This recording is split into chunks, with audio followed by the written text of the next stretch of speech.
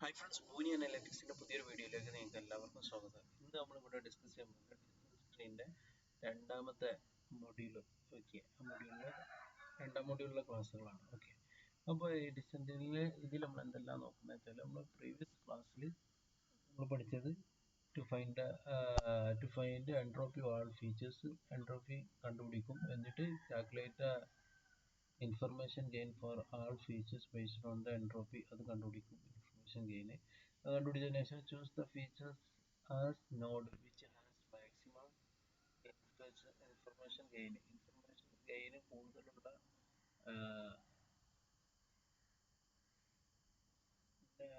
Choose the features as നോഡായിട്ട് തിരഞ്ഞെടുക്കുന്ന features information maximum gain ഉള്ളതായിരിക്കും. അപ്പോൾ ഈ 3 സ്റ്റെപ്പാണ് നമ്മൾ പ്രീവിയസ് ക്ലാസ്സിൽ ഡിസ്കസ് ചെയ്തത്. ഓക്കെ, അപ്പം ഈ എൻട്രോപ്പിൻ്റെ ഇക്വേഷൻ നമുക്കറിയാം.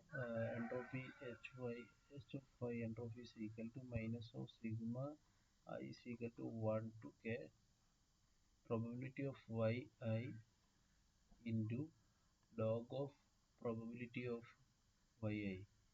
ഇതാണ് നമ്മളെ എൻട്രോപ്പിൻ്റെ ഇക്വേഷൻ. അപ്പോൾ ഇതിൽ പ്രോബ്ലം എന്താണെന്ന് വെച്ചാൽ, ഇതിൽ ഒരു ലോങ് ടേം വരുന്നുണ്ട്. ഓക്കെ, അപ്പോൾ ഈ ലോങ് ടേം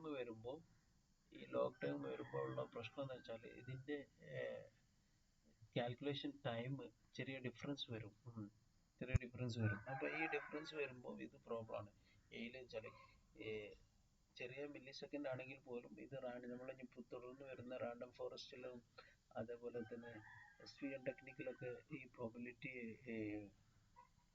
ലോങ് ടേം വരുന്നതുകൊണ്ട് എന്താണ് ഇതിൻ്റെ പ്രോബിലിറ്റി ടൈമിങ് കുറേ കാൽക്കുലേഷൻ ടൈം കൂടും. അപ്പോൾ ഇത് ഒഴിവാക്കാൻ വേണ്ടിയിട്ട് നമ്മൾ കണ്ടുപിടിച്ച ഒരു പുതിയൊരു ടെക്നിക്കാണ് ജിനി ഇംപിരിറ്റി എന്നുള്ള ടെക്നിക്ക്. ജിനി ഇംപിരിറ്റി കാണും. അപ്പം ഇൻസ്റ്റെഡ് ഓഫ് നമ്മളെ എൻട്രോപ്പിക്ക് പകരം നമ്മൾ എന്താക്കും, ജിനി ഇംപിരിറ്റി കണ്ടുപിടിക്കും. അപ്പോൾ ജിനി ഇംപിരിറ്റിയിൽ എന്താണ് ചേഞ്ച് വരുന്നത് വെച്ചാൽ, ഈ log of probability of yi ഒഴിവാക്കിയിട്ട് നമ്മൾ ഇതിന് പകരം നമ്മൾ എന്താക്കും, 1 മൈനസ് ഇതിന് പകരം P of yi whole square ആക്കും. അഥവാ sigma i equal to 1 to k 1 minus P of probability of yi whole square ആക്കും. അപ്പോൾ ഈ പ്രശ്നം മാറി കിട്ടും. Gini impurity for k class data y is equal to y1 y2 y3 എന്നുള്ള ഫീച്ചേഴ്സിന് നമ്മൾ എന്താക്കും,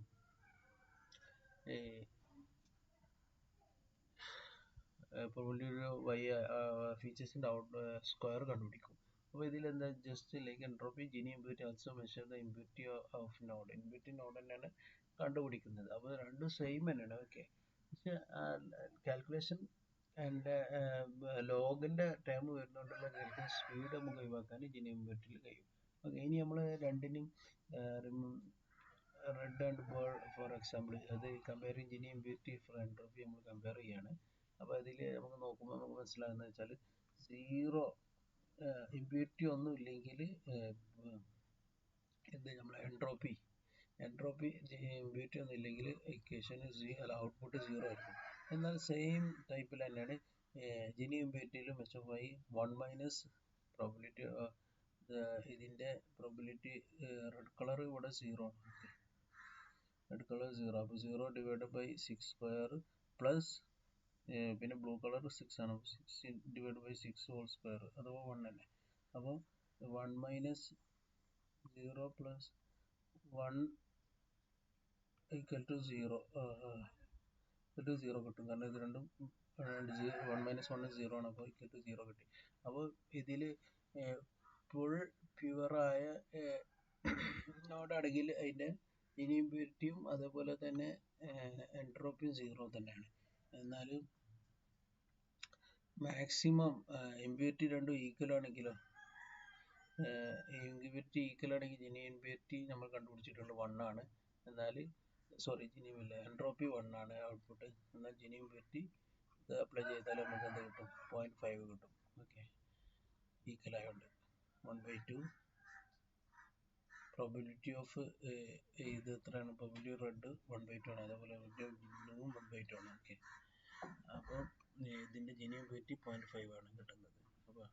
എന്നാൽ ഒരു ഇമ്പ്യൂരിറ്റി മാത്രം ഉണ്ടെങ്കിൽ പ്രോബിലിറ്റി 1/6 ഇവിടെ 1/6/6 0.2 ആണ് ജിനി ഇമ്പ്യൂരിറ്റിയിൽ, പക്ഷേ എൻട്രോപ്പിയിൽ 0.6 ആണ്. Okay, slightly difference. അപ്പോൾ ജിനി ഇമ്പ്യൂരിറ്റിൻ്റെ നമുക്കറിയാം. അപ്പോൾ ഇത് കമ്പയർ ചെയ്യുകയാണെങ്കിൽ എൻട്രോപ്പിൻ്റെ വാല്യൂ വാരി ചെയ്യുന്നത് 0 to 1ൻ്റെ ഉള്ളിലായിരിക്കും. എന്നാൽ ജിനി ഇമ്പ്യൂരിറ്റിൻ്റെ വാല്യൂ വാരി ചെയ്യുന്നത് 0 to 0.5. കറക്റ്റ്. അപ്പോൾ ഇങ്ങനെയാണ് ജിനി ഇമ്പ്യൂരിറ്റിൻ്റെ വാല്യൂ മാറുന്നത്. അത് നമുക്ക് മനസ്സിലാക്കി. സെയിം സംഭവമാണ് ഞാനിവിടെ എക്സ്പ്ലെയിൻ ചെയ്തത്. ഓക്കെ, അപ്പോൾ Jini impurity follow the same trend. രണ്ട് ജിനി ഇമ്പ്യൂരിറ്റി ആണെങ്കിലും എൻട്രോപ്പി സെയിം ട്രെൻഡ് തന്നെ ഫോളോ ചെയ്യുന്നത്. എന്നാൽ ഇമ്പ്യൂരിറ്റി ഇൻക്രീസസ്, എൻട്രോപ്പി ഇൻക്രീസ് ചെയ്യും. Okay, difference between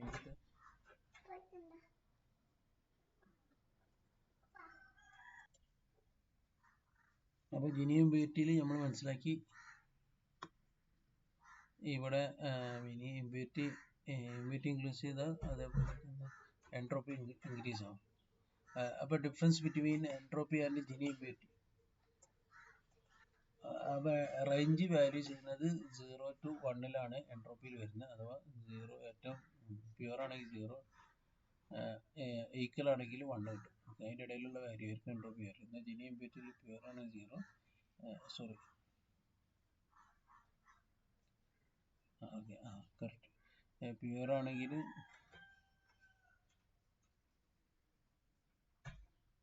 എൻട്രോപ്പിൻ്റെ maximum value 1 ആയിരുന്നു. എന്നാൽ ജിനി ഇമ്പ്യൂരിറ്റിൻ്റെ 0.5 ആണ്. ഓക്കെ,